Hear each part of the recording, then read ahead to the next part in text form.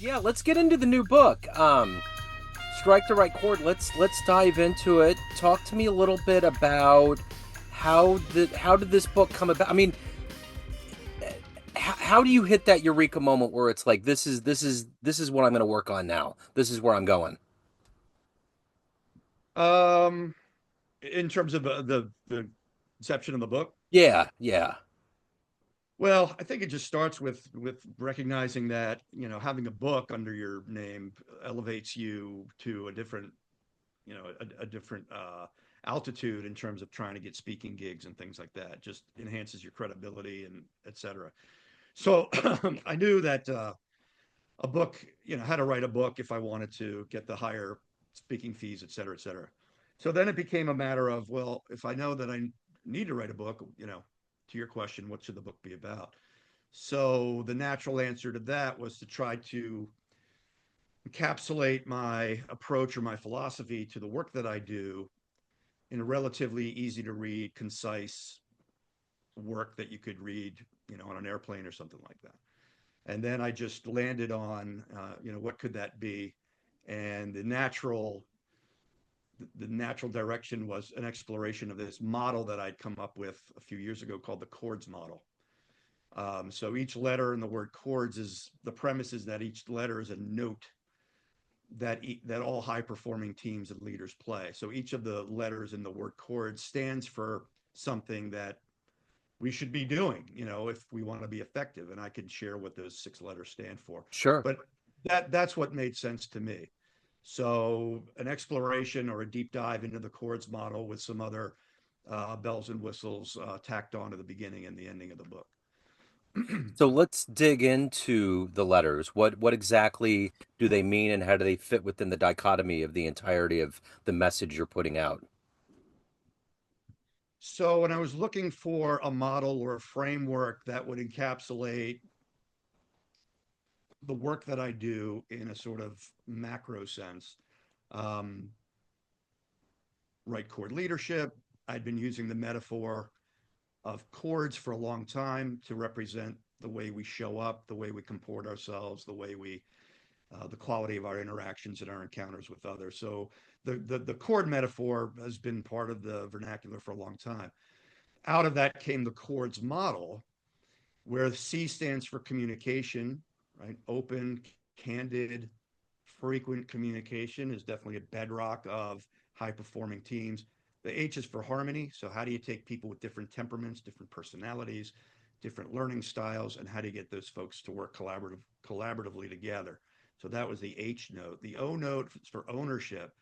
So, that's how do you cultivate a sense of accountability and ownership in the culture where people um, don't point fingers or place blame when things go wrong, but can step into that space and say, yeah, that was on me. I need to do better next time. And it wasn't about holding people accountable. It was about cultivating a work culture where people want to be accountable. So how do you make that happen? The R is for respect. So you and I can differ on any number of things. We can disagree, but the glue that holds our relationship together has to be built on mutual respect. The D is for direction. So any high performing leader will not only ensure the day to day stuff gets done, but will create a bold vision for his or her team that galvanizes people and gets people excited to pursue something that's worth pursuing beyond just the day to day work. And the S is for support. So providing the emotional support, the feedback, the coaching that is a hallmark of high performance work cultures. So, you know, the letters in the word chorus just kind of fell nicely into place as far as the six so-called notes goes. And the premise, of course, is if you're playing all six notes, you're doing well. If you're playing five of the six, there's maybe an opportunity there. If you're playing four or fewer, that's not so great. Yeah. And that was really the epiphany is like, because that I can give that out on a sheet of paper, I can put that on a website, the chords model, and people get it. So it served the purpose of capturing my work in sort of a concise, memorable way that also lends itself to, you know, a visual kind of a visual graphic. And the concept's groundbreaking and original, and we talked about that a little bit before about taking this environment that's in music and translating it into business to build harmony and communication and have better, stronger relationships. So, talk to me a little bit about the music and the players that embody those principles that have kind of been the backbone of this idea and this book. So I select different musicians that I respect to reflect different notes. So, for example, um, in terms of communication, around clear, concise, unambiguous communication, which is sort of the theme of that chapter. So Louis Armstrong comes to mind. And actually, in a workshop that I did recently, I showed two video clips, one of John Coltrane in his late period free jazz mode, uh, contrasted with Louis Armstrong. And I said, I love John Coltrane, but as metaphors for communication, you can hear a pretty big difference in what John's trying to communicate and what Louis trying to communicate. And Louis' solo in that particular clip was so um, reflective of his style, just in terms of the clarity of his notes, the purposefulness and thoughtfulness behind his note choice, and just letting that ring out. So that's an example of, like, when you communicate, written, verbal, think like Louis, think clarity, think precision, leave space, right? He would play a lick and then he'd pause for space and then he'd play again. So Louis is my communication guy. Um, so I would say Herbie's my respect guy. Yeah, And he tells a story. Oh, I guess Miles is, but Herbie, which is kind of ironic because Miles was a bit of a bit of a jerk off. But yeah, in this particular story, Herbie is relating a time where he played a wrong chord in the middle of a show with the Miles, the late '60s Miles Quintet. And Herbie was like, "Ah, oh, gosh, that sounded so bad. I just played the wrong chord." But Miles heard that, and whatever Miles played next on his trumpet made Herbie's wrong chord sound right, just by Miles's choice of notes in that moment. yeah. And so that leads to a conversation of, you know, um, that's a sign of sort of respect, right? Taking something that if you want to extend it into the workplace, learning from a mistake, using it as a moment for growth, rather than Miles coming down on Herbie and being like, how could you play that wrong chord, right? Yeah. So Miles supposedly said, when you play a wrong note, it's the next note you play that makes it right or wrong. In other words, do we learn from our mistakes? Do we learn from the times that we fall short? Or do we come down on our people and humiliate them and make them feel bad? So that's sort of that Herbie story is my sort of go-to respect example. Um, let's see. So Gary Peacock, famous bass player, who died within the last few years. In an article it was an interview with Gary Peacock, and someone asked him, "What do you think the primary role of the bass player is in the jazz band?" And he said, "To make other people sound good." So he's listening, he's adjusting, he's helping the soloists sound good based on how he is accompanying them and how he is choosing to um, complement what they're playing. So that's my support example, Gary Peacock in that interview, and I could go on and on, but that's sort of how I use musical examples and musicians, and then connect the dots to the world of work and organizations, um, in a way that seems to resonate with people. So the one thing that's interesting about diving into a project like this is that in this process of you conveying a message to help others, In the process, you start discovering things about yourself. You start learning new things. In this process of writing this book, what did you discover? What revelations happened in this journey that you didn't realize before that came to light? I think most of my revelations, Joe, came in the last chapter, which is called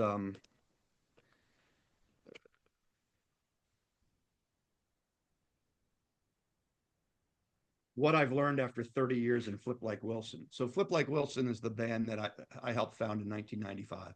It's not a jazz band; it's a cover band. So, we play hits from the 70s, 80s, 90s, stuff you would hear at a wedding, stuff you would hear at a bar, down the beach, something like that. But what I learned, the four things I learned: stay calm and let it go. And I tell the story about learning these long medleys of songs and putting in hours of time to learn them and memorize them and then playing them, and they don't really go over, for one reason or another. The audience, they're just not that into it. Yeah, And so that comes with that comes with the territory. Sometimes you're going to learn stuff, you're going to invest a lot of time and energy to do something, and it's just not going to hit the mark.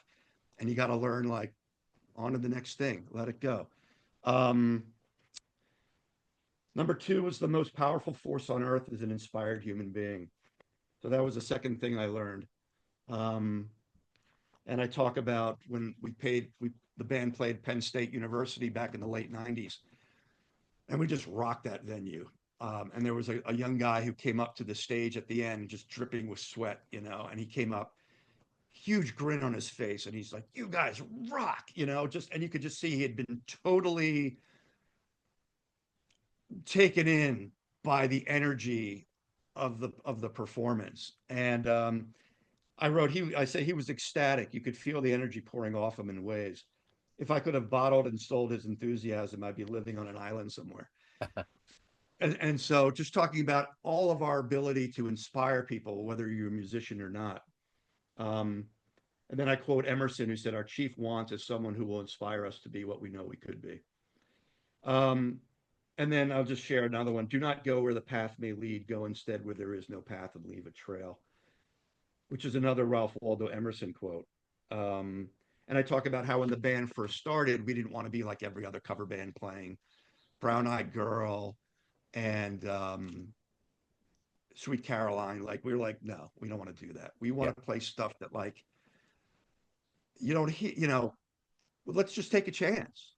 And so we started incorporating like hip hop into our repertoire, which is sort of new at the time. Not a lot of bands were doing that. Stuff that was not the typical stuff that you would hear when you went out to hear a cover band. And we quickly grew a reputation for doing that. And people would come up and be like, "You guys don't play the same stuff like everybody else. Like, we love the fresh stuff you're playing." Yeah. And so that was all about, carving your path and having confidence in doing your own thing and not necessarily doing what everyone else is doing. So those are the things, like, writing the book sort of reinforced. Those are things that I come to learn over the years, but expressing them in book form help to reinforce those learnings for me. The interesting thing about the world of jazz, obviously we love jazz. We see it in a myriad of ways that we've made it a part of our lives and we love it. We've embraced it. But there's a lot of people that look at this organism that we call jazz, and it can be called highbrow or um, just a little confusing. People just have this fear of jazz. Do you feel like the way that you're presenting this book with these players in this art form, jazz, has kind of humanized it, has kind of diffused that mystique and made it a little bit more manageable and digestible to the public? Yeah, that's a very thoughtful question, Joe. I mean, I'd like to think so. We know that the percentage of annual record sales, jazz is some minuscule percentage. And I think I mean, there's a lot of reasons I think that, um, which we could get into another time, but we know why, Yeah. right? Yeah, I mean, primarily people are kind of afraid of it. They might have heard something sort of avant-garde or something sort of dissonant at one time and thought like that's what all jazz sounds like, um, and so they dismissed it. Uh, I think when people are exposed to it, maybe not late period Coltrane, but something maybe a little more palatable. Kind of Blue comes to mind. Giant Steps maybe comes to mind. Um, or even if you want to go if you want to start with Spyra Gyra, just dipping your toe in, right? I think people would be like, yeah, this is really cool. To go back to your question, I'd like to think that bringing folks like Louis Armstrong or Miles Davis or Sonny Rollins, Charlie Parker, to people's awareness who wouldn't normally have ever heard of these people. I'd like to think that it would help them maybe be more receptive to listening to jazz. I wouldn't expect them to run out and buy a Love Supreme, but maybe they'd be like, huh, okay, maybe there's more to listen to out there than just whatever's on pop radio. Um, I don't know. It's a great question. When I talk about the power of brevity, I use A Night in Tunisia. There's a very famous. It's called the famous alto break, and there's about 8 seconds where Charlie Parker, unaccompanied, just plays this incredible flurry of notes to lead into his solo, and that flurry of notes is very famous. And I've heard it described as like that was a turning point for the music coming out of the big band era, and the amount of innovation in that 8 second burst of musical energy really was um, an inflection point for the music, Yeah. ushering in bebop. And so I talk about that little famous Charlie Parker break in terms of brevity, and you can say a lot in a short period of time. I think people intuitively get that. They may not run out and buy a Charlie Parker record, but the more that I can show that jazz, for me at least, is a doorway to learning more about ourselves, how we interact and collaborate with others, how well we listen, so many different pathways that jazz can take us. I would like to think that more and more people would take a chance and start exploring some of these iconic figures. So, That's my hope. yeah, absolutely. So, if I was to put you on the spot and have you give a pitch to the right audience to buy Strike the Right Chord, who would that audience be and what would you tell them to convince them to pick this book up? Well, the subtitle is The Emerging Leader's Guide to Exceptional Performance. So the book is not necessarily intended for senior leaders who have been doing leadership for decades, although they could certainly, I think, benefit from it. The key there is emerging leaders. And so when I wrote this book, I had the emerging leader in mind. Someone who has maybe recently been promoted into leadership, or someone who's been a leader at work, but never really was exposed to some of these principles around in relationships and interpersonal skills, because the chords model is really about that. Yeah. It's about how do we work together? How do you as a leader create or cultivate a workplace where it's harmonious, it's collaborative, it's trusting, and people feel valued and appreciated. It's really about that. Um, and so anybody who feels like, yeah, I do that pretty well, but I could get better, or identifies that as maybe an area for development for them. Like I do the technical parts of my job really well, but I don't know. I think I could do a better job in terms of the way I relate to my people and the type of culture that I perpetuate here at work. I think would definitely benefit from the book and the exploration of the chords model. The beginning of the book is a broad overview of emotional intelligence, which I found is not something that new leaders necessarily know a lot about. Yeah. And I think that is the bedrock of the chords model. Out of an understanding of emotional intelligence comes an understanding of the six notes of the chords model. And then the book ends with some writing around creativity and innovation. So while creativity and innovation are not part of the chords model, I call it like the seventh and eighth note of the chords model. And while we are focused on getting the work out the door today, we also need to be thinking about what else we might be doing in the future to bring added value to our clients. And that's where creativity and innovation comes in. So if I handed the book to an emerging leader, my hope is that they would come back to me and say, that was an excellent, all encompassing exploration of the critical skills and competencies that an emerging leader needs to be effective. And that was the goal that I had in writing this book in this style for that audience. So Strike the Right Chord will be out April 15th, correct? That is correct. So the e-version, the Kindle version, I believe, will be available on Amazon April 14th or 15th. Yeah. And then the paperback will be available um, probably a week or two afterwards. So yeah, I mean, it's up there now for pre-order. Sure. If you Google, not Google, if you go on Amazon, search for Strike the Right Chord and look for my name, Michael Brenner, you'll see it up there. But yeah, the big launch is mid-April with the paper book to follow a few weeks after that. So what are you going to do when you actually get the book in your hand? What kind of celebration? What kind of jubilation is it? Oh, I already have it Oh, you made. already, yeah. But so, okay, because I know I just got one published for the first time in my life last year, and I had to wait to get the book or the box of books. And I remember Yeah, yeah, opening it yeah, up, and it was like, wow, here it is. All that yeah, yeah, time, and it's right yeah. there. Sure.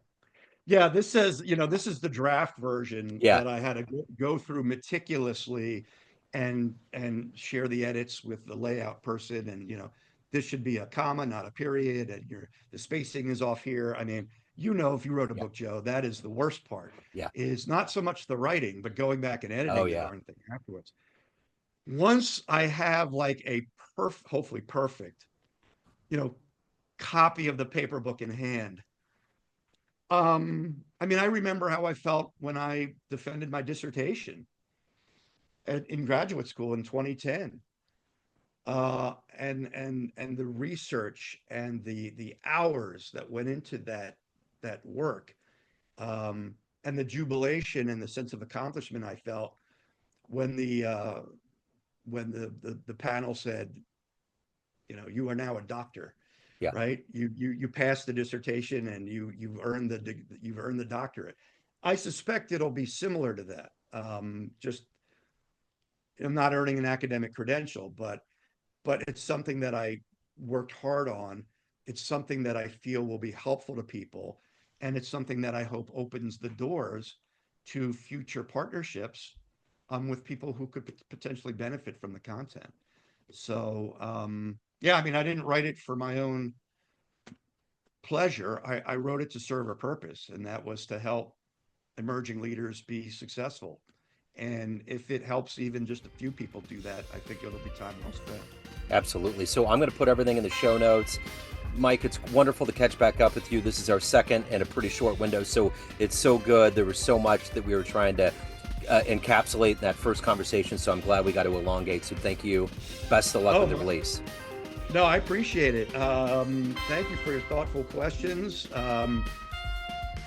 Thank you for your interest in the book. Thank you Yes, for the podcast, which was terrific, and I shared it with a lot of people. And it's always a pleasure to talk to you. absolutely. Hello, friends. Joe Dimino here. I just wanted to let you know that after 30 years or so, I have finally released my first book of poetry through the mighty Spartan Press here in Kansas City, Missouri. As the creator and host of both Neon Jazz Radio and the Famous Interviews with Joe Dimino podcast, along with being a visual artist, I'm ready to embark on a new adventure and want you to be a part of it. You can get a copy online via Barnes & Noble, Amazon, and actually on the streets in Kansas City at the great Prospero's bookstore off 39th Street. You can also visit joedimino.com for links to the book, to more poetry, and everything in my world, including paintings. Thanks for all of the love and support over the years, and please dig the words.